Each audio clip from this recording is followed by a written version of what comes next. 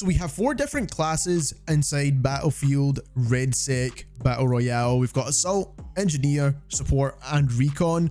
All 4 of these are very different, not only to each other, which is obviously a given anyway, but also to how they play inside multiplayer. So if you've ever played Battlefield 6 multiplayer, then these classes actually play slightly different. Not massively, but they do have distinct changes. But of course, like I mentioned earlier, they do change between the classes in terms of what benefits and what pros you do get with each one of these. So we're going to go over which one will be the correct one for your playstyle. So starting off with the Assault class, essentially this is the solo lone wolf runner and gunner class, right? And that is what this is built around. And this one is probably the weakest class in my personal opinion, because you're going to get a lot more value out of the other ones, especially in terms of a battle royale.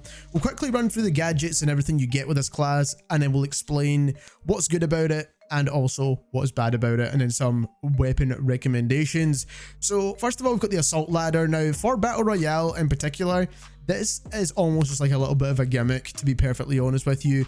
Most pieces of high ground you want to get to have zip lines or indoor stairways or elevator shafts that you can literally go up anyway. This is only going to give you a slight height advantage or maybe be kind of useful in end game scenarios, but for the most part the assault ladder is completely useless. Then we've got the high explosive launcher, which to be honest is okay if you're trying to kill infantry, but it's not the best, right? And for the most part you do really just want to be using your guns to kill infantry because it could be a lot more accurate, and this is only really to flush out enemies. But considering how often you can loot up explosive throwables, it's really not all that useful as well, and this is why the proficiency of the assault class is just really not that good.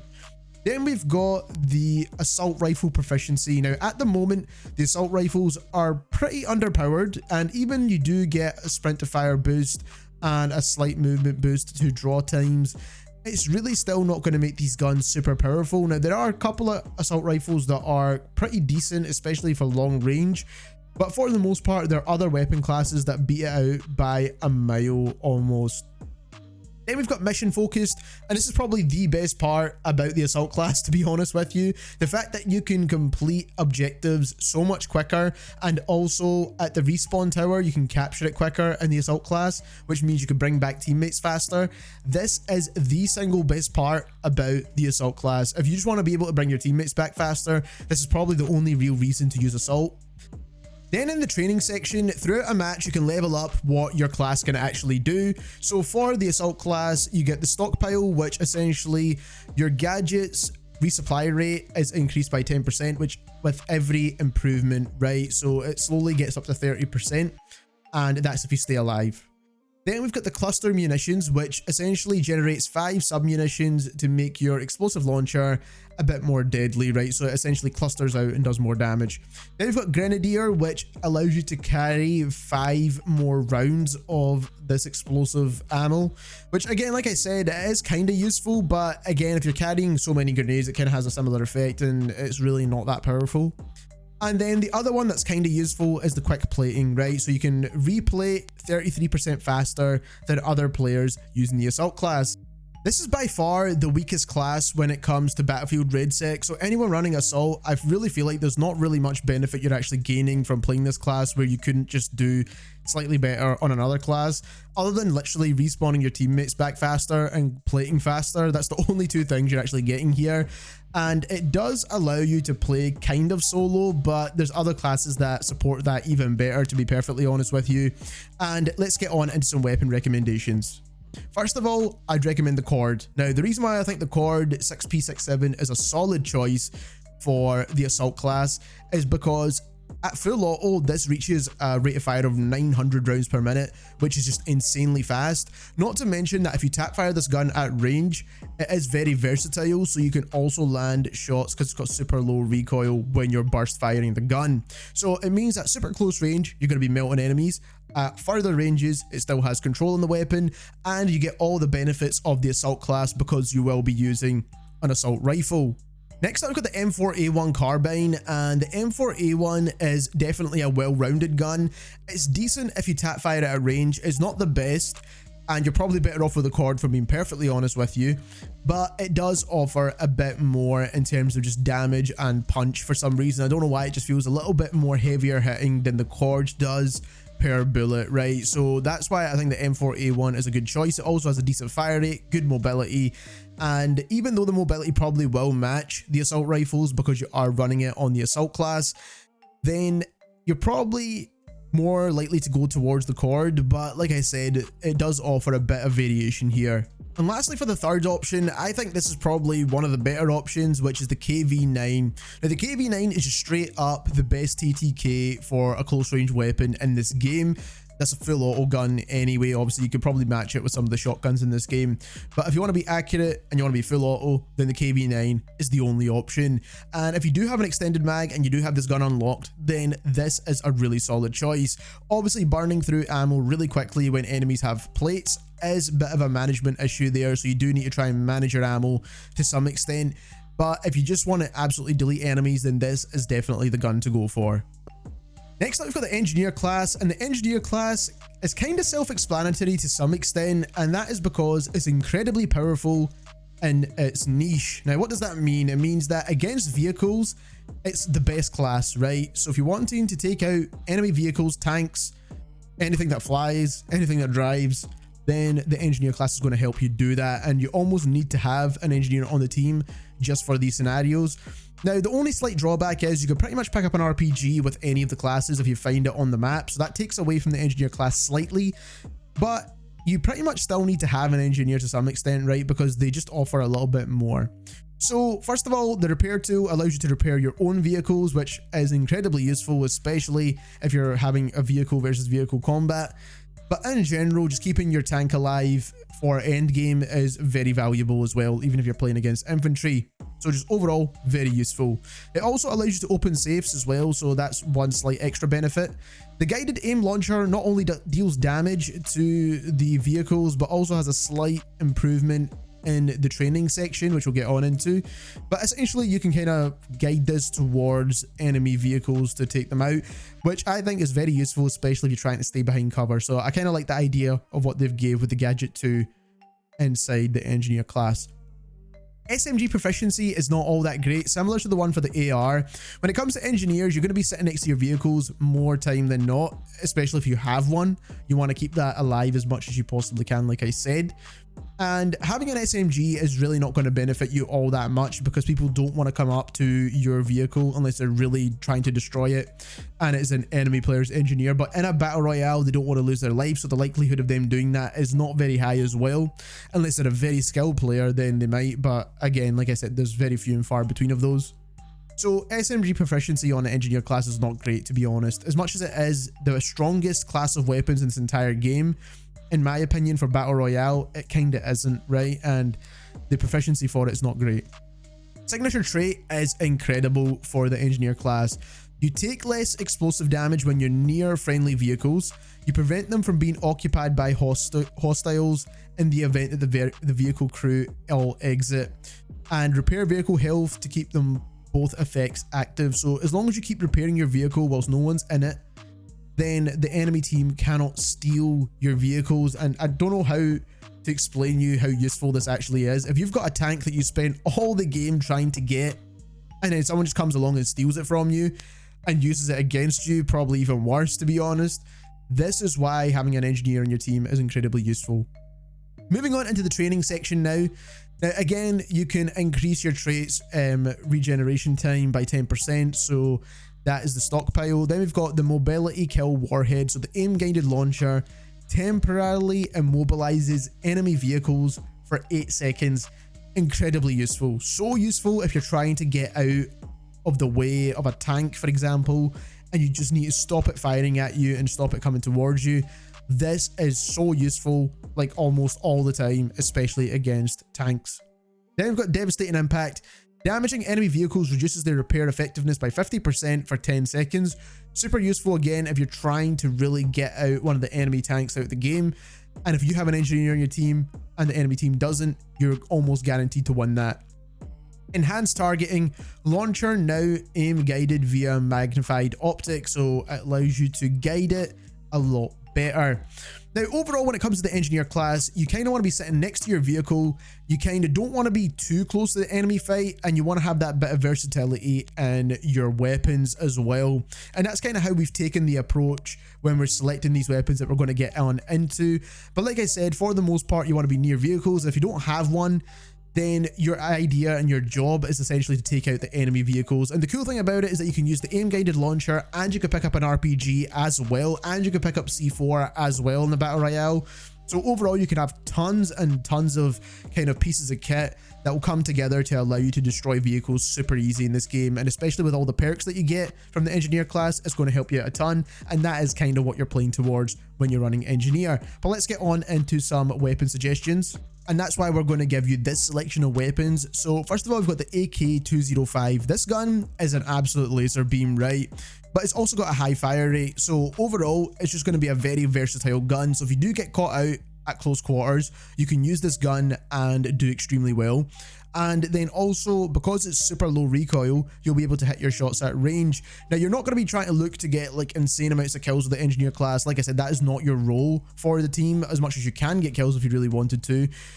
Even though you're not getting final hits, downing enemies, as long as you're keeping your vehicles alive and focusing on taking out the enemy ones, then having this gun is definitely going to support you in doing that, because it doesn't do quite nearly as much damage as some of the other weapons, but overall it's super versatile and very easy to use at range. Similarly, we have the SOR 300 SC, which is the new season 1 carbine. Now, this gun feels incredibly good as well. Bloom is super low, bullet velocity seems incredible for some reason. It says 560, but it actually feels a lot more like 800. I don't know why. That's the base gun. You can put more attachments on it. And this gun is just, again, very versatile, right? At super close range, you can easily strafe and shoot, get some easy kills. At long range, it does hit shots, and it's going to keep that mobility in your player so that you can run around the map and easily heal up your tanks and escape and engage in combat when you need to. Now, if you feel like the versatility and the damage of those two guns are not cutting it, then I recommend the M39 EMR. This gun just does a lot more damage. It's actually very accurate to use. It doesn't have much bloom. And if you tap fire at the correct time, you'll be able to take out snipers. You're also able to help your team at long range if you're trying to stay near your tank and heal it up whilst dealing damage at range. It's almost like the ultimate assist gun, but you can also get kills with it as well. So overall, the EMR is just a really solid choice, and it breaks armor plates like crazy. So if you just want to make sure the enemies are broken for your teammates to follow up, this is perfect. Next up, we've got the single strongest class inside Battlefield RedSec, and that is the Recon Class. The Recon Class is incredibly strong, and for a couple of different reasons. And you need to know how to use this class relatively well to actually get good value from it. So that's kind of why it's not at the end of this video. But when it comes to the gadgets, the motion sensor is so useful, man. It spots nearby moving enemies, vehicles, gadgets. It marks their position in the map as well. Enemy infantry remain undetected if they crouch or prone, but people are not really doing that all that often unless it's near kind of end game. But it does release a sound that is audible to enemies, so just keep that in mind. But overall, a motion sensor in this game is so useful. It's like a mini UAV, right? And that is why it's so good. And then similarly with the Recon drone is exactly the same idea as well. So a combat drone that can carry explosives, and that's when you level it up, of course. But the main thing is that you can leave it hovering in the sky. It can be shot down, of course, but it marks enemies in position and shows them on the mini-map as well. And it can be equipped with thermal vision or enhanced spotting too, right? So that makes it just so useful at picking out enemies, and knowing enemy location in a battle royale is one of the best things that you can have in terms of information to help you win a game or win a fight. So that is so useful. Then we have this first best proficiency in the game, right? Sniper rifle proficiency. This is going to allow you to be way better in terms of sniping. Obviously, that's kind of the whole point. It's got reduced weapon sway, quicker rechambering speeds, and better hold breath control for steadier aim. All of that combined together for sniper rifles, and since snipers are so fun to play in Battlefield 6 and they're one-shot headshots on RedSec, overall this is probably the best proficiency to have in the game, right? And that is why the Recon class is just elevated that bit more.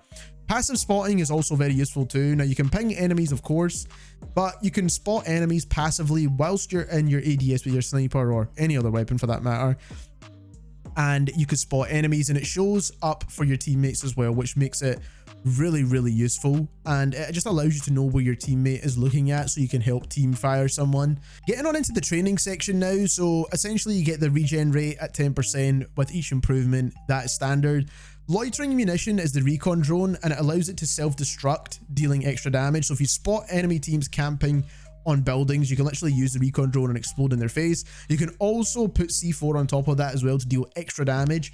So overall, it's just going to be like a camper's nightmare, which is what's cool about this. Then we've got the tracking pulse. So if you down an enemy team, it basically pings their teammates if they're within 25 meters of where they've been downed, which is essentially kind of like what you get in Rebirth Island on Warzone, where it spots the enemy players for you, which I just think is so useful, right? Especially when you're using a sniper and you're going to be downing people constantly. Even if you don't get a finish, you're still going to get really valuable information on where their teammates are. And then lastly, you get Bombarder, where the recon drone can drop explosive payloads, which I just think is just crazy in my opinion, but it really is a camper's nightmare using the recon drone. But all of this combined together just works so well for the Recon class. And I just think the Recon class can be played kind of passively when you're sitting back and sniping, but can also be played super aggressively, especially with the motion sensor. I think it just works so well. And then also the tracking pulse too.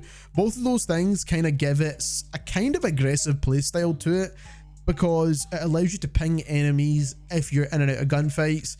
And it also allows you to mark people a lot better, because if you're just kind of sitting in one location, camped up at the top of a building, you're not getting tons of information doing that.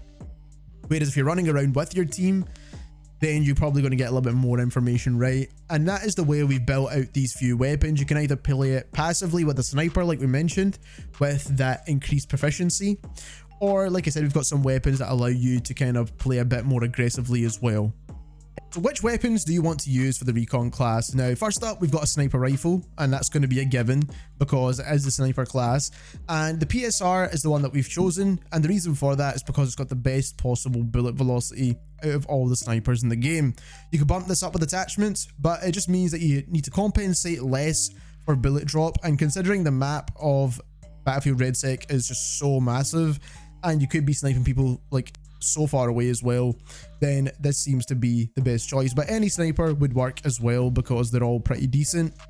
If you like the sitting back approach like I mentioned, but you don't want to go too crazy on the sniping, or if you want something kind of more of a hybrid approach between the two ways to play the Recon class, then the M39 EMR is a really good choice once again.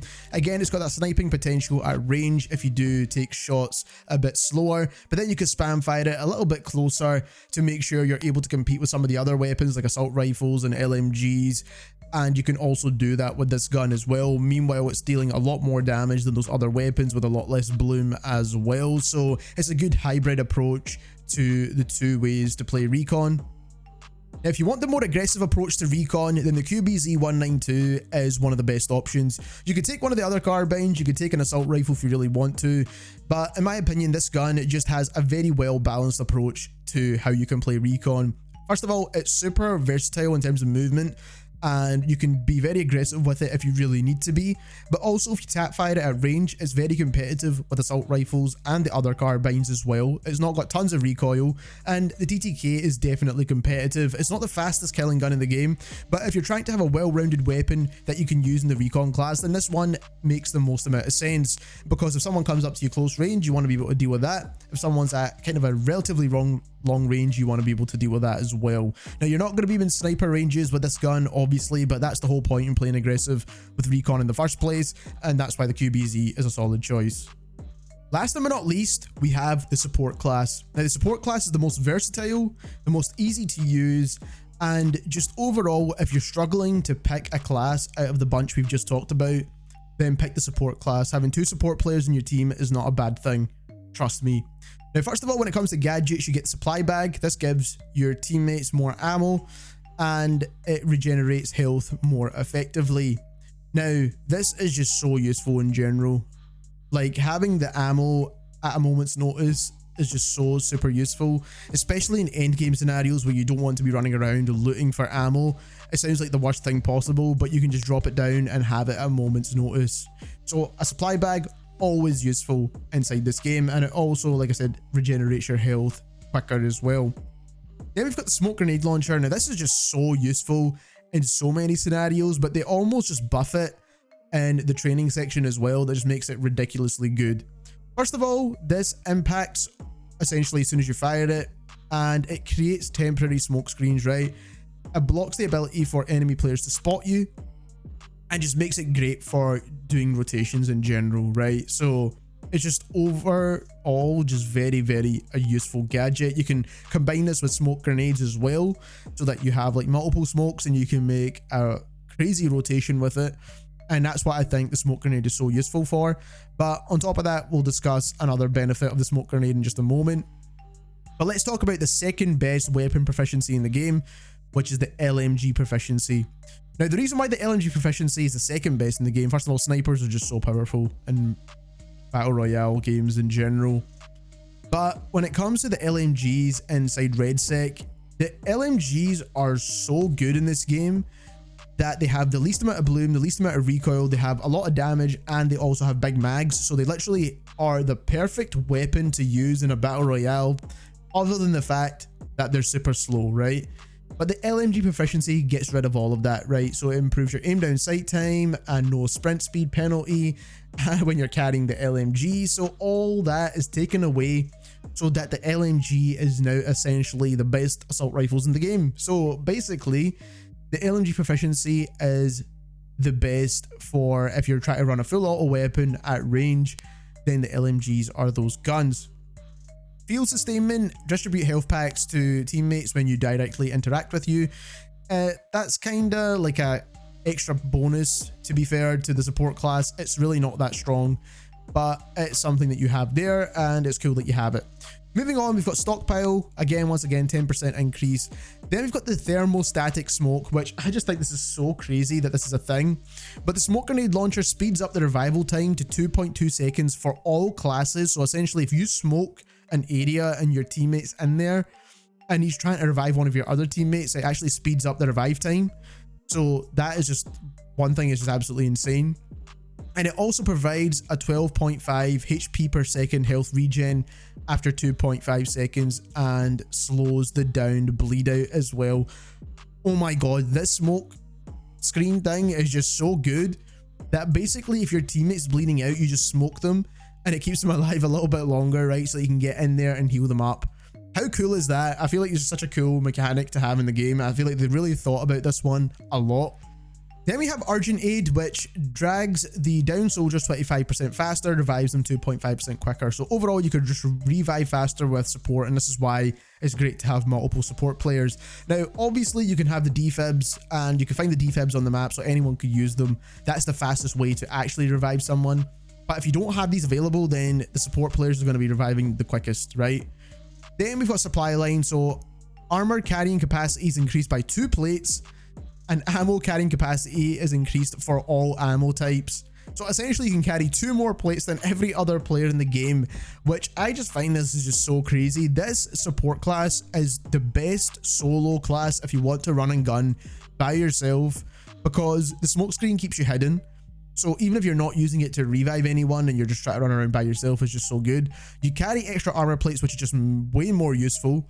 And having the LMG proficiency, especially at range, you can carry 2 weapons in the Battle Royale. Now, it's not 2 weapons from a loadout, but you can carry 1 ground weapon that you've upgraded, like an SMG, and then grab your loadout LMG, and then you've got a perfect class to kind of compete at close and long range, which I just find is so crazy, right? And that is how these weapons are going to be built up for you when we recommended the guns just now.